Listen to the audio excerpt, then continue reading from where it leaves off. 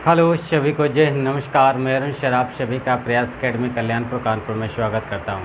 आज संविधान का बहुत ही महत्वपूर्ण वीडियो है, क्योंकि इस वीडियो में आज संविधान के महत्वपूर्ण भाग और उनकी अनुसूचियों से संबंधित चर्चा करेंगे, क्योंकि यहां से बहुत ही महत्वपूर्ण प्रकार के प्रश्न बन जाते हैं। तो इसलिए आइए चलते हैं अपने टॉपिक पर और देखते हैं संविधान के जो भाग हैं उन भागों से किस प्रकार से कहां से कौन से प्रश्न पूछे जाते हैं तथा उनकी अनुसूचियों से संबंधित किस प्रकार के कौन से प्रश्न पूछे जाते हैं, उन सभी पर एक नज़र डालते हैं। तो आइए चलते हैं भाग। जैसे कि मैंने दर्शा रखा है संविधान के प्रमुख भाग एवं उनके अनुच्छेद, यानी क्योंकि इनके अनुच्छेदों से संबंधित भी कुछ प्रश्न बन जाते हैं, तो जो महत्वपूर्ण अनुच्छेद हैं केवल मैंने उन्हीं सब की यहाँ पे चर्चा की है। तो आइए चलते हैं, देखते हैं भाग। तो कुल मिलाकर के संविधान में 22 भाग हैं। तो उन 22 भागों में कहाँ से कौन से प्रश्न बनते हैं उनको देखते हैं, उन पर चर्चा करते हैं। देखते हैं जैसे पहला भाग, इधर आपका भाग लिखे हुए हैं और कौन भाग किस विषय से संबंधित है वो विषय दिए गए। उसके बाद जो महत्वपूर्ण अनुच्छेद हैं उनकी भी चर्चा की गई है। तो भाग एक में, भाग जो एक है, एक भाग में संघ एवं राज्य क्षेत्रों का चर्चा किया जाता है, यानी संघ एवं राज्य क्षेत्रों की चर्चा भाग एक में की जाती है।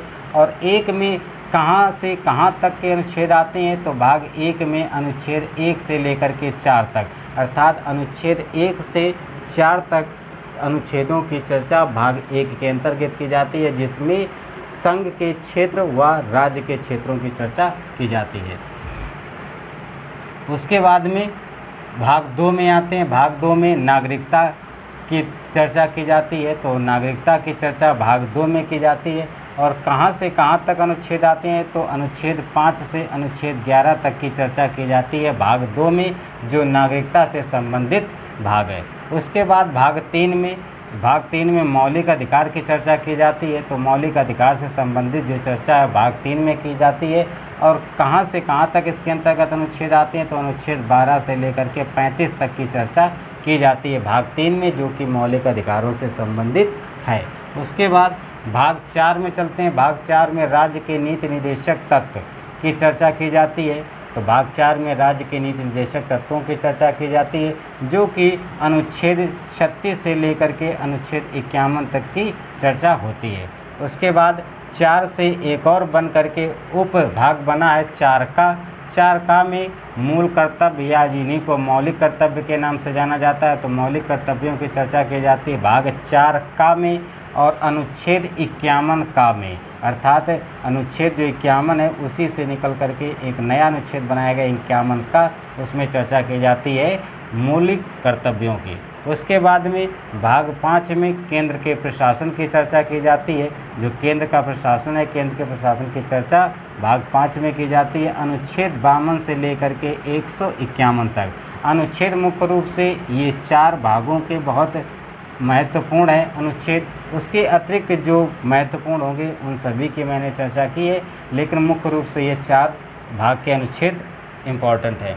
उसके बाद जब भाग 5 में जैसे कि मैंने देखा कि केंद्र का प्रशासन की चर्चा की जाती है, जो अनुच्छेद 52 से 151 तक। उसके बाद भाग 6 में राज्य सरकार और उनका प्रशासन संबंधित चर्चा की जाती है, वह भाग 6 में की जाती है, अनुच्छेद 152 से 237। फिलहाल ये इतना इम्पोर्टेंट नहीं है।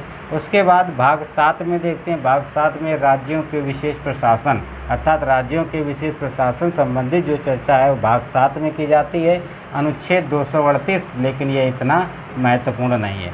उसके बाद भाग 8 में, भाग 8 में केंद्र शासित प्रदेश एवं उनके प्रशासन से चर्चा की जाती है। तो भाग 8 में केंद्र शासित प्रदेश एवं उनके प्रशासन से चर्चा की जाती है। और भाग 9 में आते हैं। भाग 9 में ग्राम पंचायत एवं उनके प्रशासन की चर्चा की जाती है भाग 9 में। तो भाग 9 यह भी महत्वपूर्ण है। उसके बाद भाग 10, भाग 10 में अनुसूचित जाति एवं अनुसूचित जनजाति की चर्चा की जाती है। इसके अंतर्गत अनुच्छेद 244 होता है। तो अनुच्छेद 44 इसके अंतर्गत आता है, लेकिन अनुच्छेद 244 जो है यह भी इतना महत्वपूर्ण नहीं है। जो महत्वपूर्ण है वह यह है कि अनुसूचित जाति और जनजाति की चर्चा किस भाग में की गई है संविधान के, तो वह संविधान के 10वें भाग में की गई है। उसके बाद 11, तो भाग 11 में केंद्र के राज्यों की शक्तियों का बंटवारा किया गया है। तो केंद्र एवं राज्यों की शक्तियों का बंटवारा किसके अंतर्गत किया गया है, किस भाग के अंतर्गत, तो भाग 11 के अंतर्गत किया गया। उसके बाद भाग 12 में संपत्ति वित्त संविदा वाद अर्थात झगड़ा से संबंधित जो चर्चा है या संपत्ति से संबंधित या वित्त से संबंधित है, वो सभी चर्चा भाग 12 में की गई है। जिसमें कि संपत्ति से संबंधित एक अनुच्छेद बहुत ही महत्वपूर्ण है, जो कि पहले मौलिक अधिकार हुआ करता था, लेकिन यह इसको फिर भाग 12 के अंतर्गत रख दिया गया, जो कि इसे संपत्ति का अधिकार बना दिया गया है। तो इसे 300 का में जोड़ा गया संपत्ति के अधिकार को। उसके बाद में भाग 13 में मेला व्यापार वाणिज्य व्यापार से संबंधित चर्चा की जाती है भाग 13 में। तो इस प्रकार से आपने देखे ये भाग 13 है। अब इसमें कौन कौन से महत्वपूर्ण भाग हैं उनको एक बार से देखते हैं। तो वह महत्वपूर्ण है भाग 1। यह बहुत ही महत्वपूर्ण है क्योंकि संघ एवं राज्य के क्षेत्रों की चर्चा भाग 1 में की गई है, अनुच्छेद 1 से 4 तक। उसके बाद भाग 2 में नागरिकता से संबंधित चर्चा की गई है, जो कि अनुच्छेद 5 से लेकर के 11 तक की चर्चा की गई। उसके बाद भाग 3 में मौलिक अधिकार से संबंधित है, जिसमें अनुच्छेद 12 से 35 तक की चर्चा की गई है। उसके बाद भाग 4 में राज्यों की नीति निर्देशक तत्वों की चर्चा की गई, जो कि अनुच्छेद 36 से 51 तक। उसके बाद भाग 4 का में मौलिक कर्तव्यों की चर्चा की गई है, जो कि अनुच्छेद 51 का के अंतर्गत। तो यह बहुत ही ज़्यादा महत्वपूर्ण है। उसके बाद में भाग 5 भी महत्वपूर्ण है, इसको भी एक बार देख लें। तो भाग 5 में केंद्र के प्रशासन से संबंधित चर्चा की गई है। इसका जो अनुच्छेद हैं इसके वह इतने महत्वपूर्ण नहीं है, लेकिन एक बार इसको देख लेते हैं। 52 से लेकर के 151 तक की चर्चा की गई। उसके बाद में भाग 9 महत्वपूर्ण है। इसमें ग्राम पंचायत एवं उनके प्रशासन से संबंधित चर्चा किस भाग में की जाती है, तो भाग 9 में की जाती है।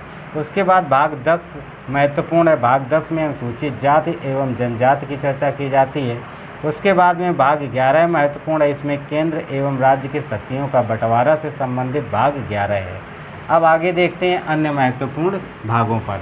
तो भाग 14 में लोक सेवाएं एवं उनके प्रशासन से संबंधित चर्चा की जाती है, जो कि भाग 14 के अंतर्गत आता है। उसके बाद भाग 15 में निर्वाचन से संबंधित अर्थात निर्वाचन यानी इलेक्शन से संबंधित जो चर्चा है वह भाग 15 में की जाती है। उसके बाद भाग 16 में कमज़ोर वर्ग जो आपके SC ST या इसके अतिरिक्त जो भी कमज़ोर वर्ग आते हैं उन सभी की चर्चा की जाती है भाग 16 में, जो कि यह भी महत्वपूर्ण है। और भाग जो 16 है इसके अंतर्गत अनुच्छेद 330 से 342 तक आते हैं। उसके बाद में भाग 17 में भाषा से संबंधित है, यानी जो राजभाषा या क्षेत्रीय भाषा है उस भाषा से संबंधित जो चर्चा है वो भाग 17 में की जाती है। इसके अंतर्गत एक महत्वपूर्ण प्रश्न बनता है कि हिंदी को किस अनुच्छेद के अंतर्गत रखा गया और कब इसको अपनाया गया।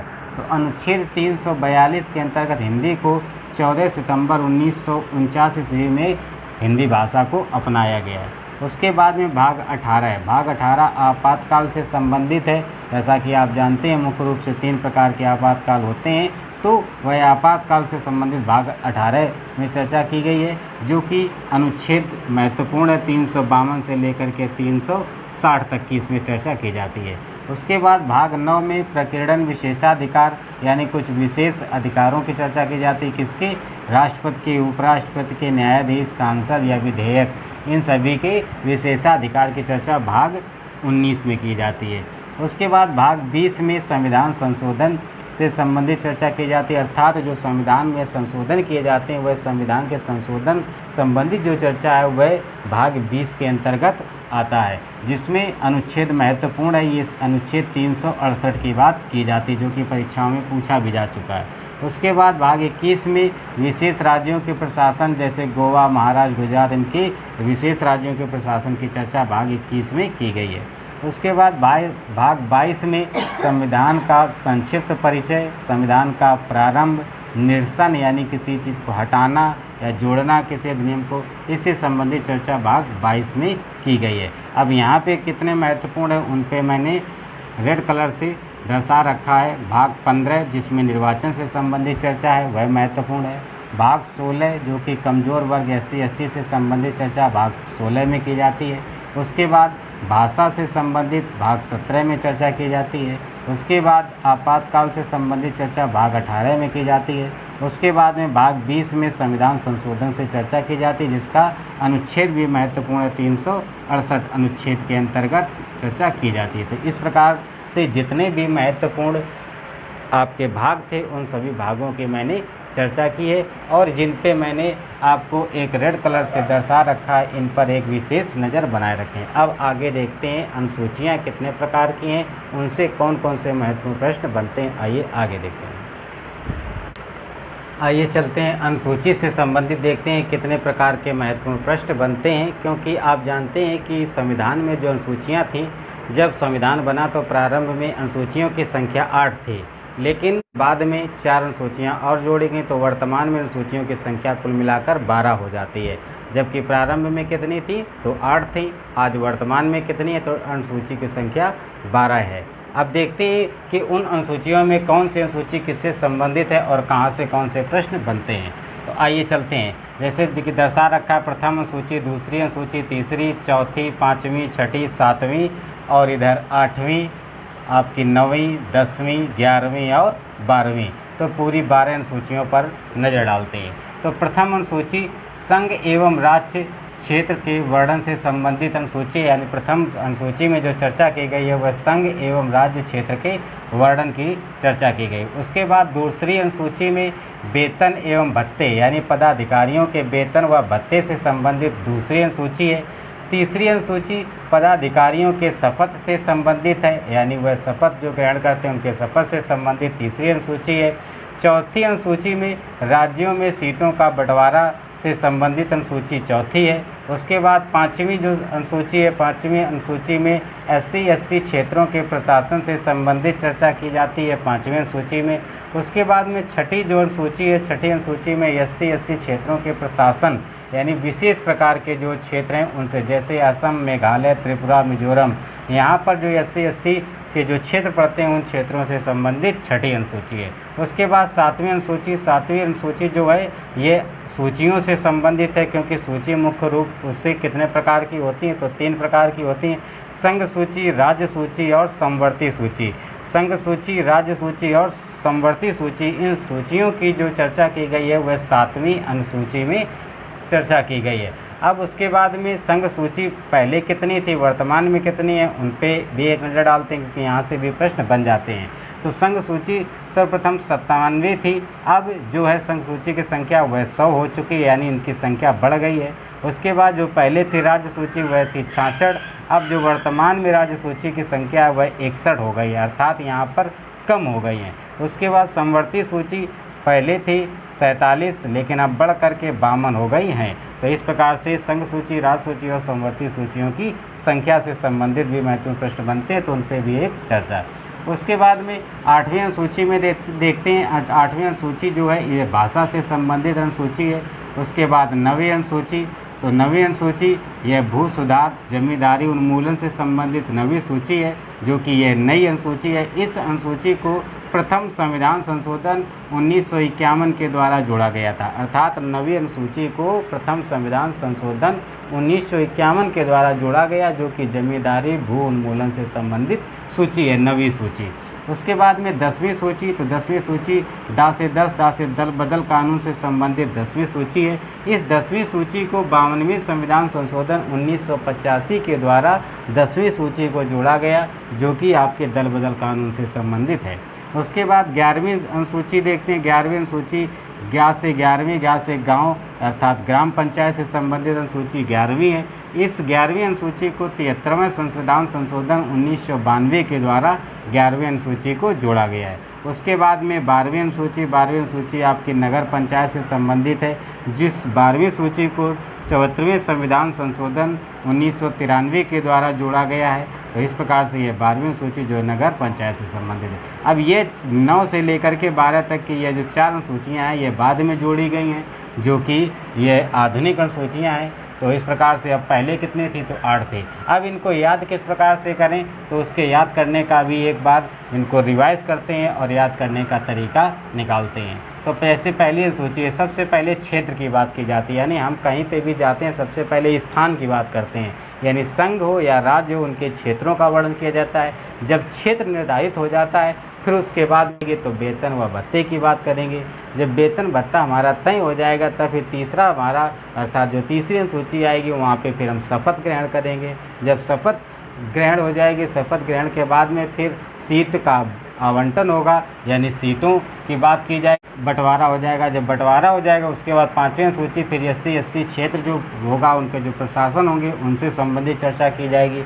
फिर उसके बाद में SC/ST के क्षेत्रों के प्रशासन से संबंधित चर्चा की जाएगी। जो विशेष प्रकार के क्षेत्र आते होंगे वहाँ के SC/ST प्रशासन की चर्चा की जाएगी। फिर सातवीं अनुसूची में सातवीं से सूचियाँ, यानी सातवीं अनुसूची में सूचियों की बात की गई है, तो 7 से सातवीं, 7 से सूची, तो सूचियों की बात की गई जो कि संघ सूची, राज्य सूची और समवर्ती सूची है। इनकी संख्या पहले बढ़ती है फिर घटती है फिर बढ़ती है, यानी 97 से 100 होती है, फिर 66 से 61 होती है, फिर 47 से 52 हो जाती है। अब उसके बाद आठवीं जो है यह भाषा से संबंधित है। और नवी का मतलब नवीदारी अर्थात जमींदारी, तो जमींदारी उन्मूलन की बात की जाती है नवीं सूची में। उसके बाद दा से 10वीं, दा से दल बदल, यानी 10वीं सूची दल बदल से संबंधित है। फिर उसके बाद में 11वीं सूची, 11 से 11वीं, 11 से गांव अर्थात ग्राम पंचायत की सूची कौन सी है, 11वीं है। फिर 12 से 12वीं हो जाती है और 12वीं जो आपकी ग्राम के बाद में क्या आता है, नगर आता है, तो नगर पंचायत से संबंधित है। तो इस प्रकार से आपने देखा कि जितने भी महत्वपूर्ण अनुसूचियाँ थीं उन सभी की मैंने चर्चा की। उम्मीद है आप सभी को बहुत पसंद आया होगा। तो इसी प्रकार आगे जितने भी महत्वपूर्ण टॉपिक हैं उन सभी को वीडियो बाय वीडियो माध्यम से आपके सामने लेकर आते रहेंगे। उम्मीद है आप सभी को पसंद आ रहा होगा। यदि पसंद आए तो आप चैनल से लगातार जुड़े रहें, चैनल को सब्सक्राइब कर लें, बेल आइकन बटन अवश्य दबा लें। सभी को जय हिंद, नमस्कार।